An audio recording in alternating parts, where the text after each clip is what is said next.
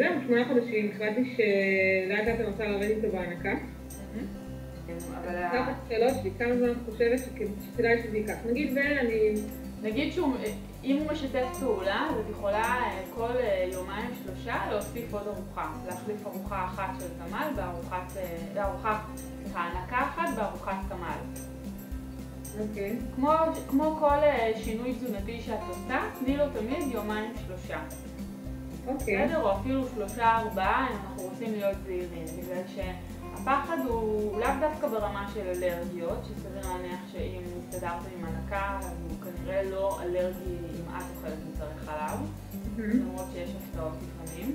אבל בעיקרון, כשאני אומרת לעשות את זה בהדרגה, המטרה היא בעצם גם לראות את התגובה של מערכת העיכול.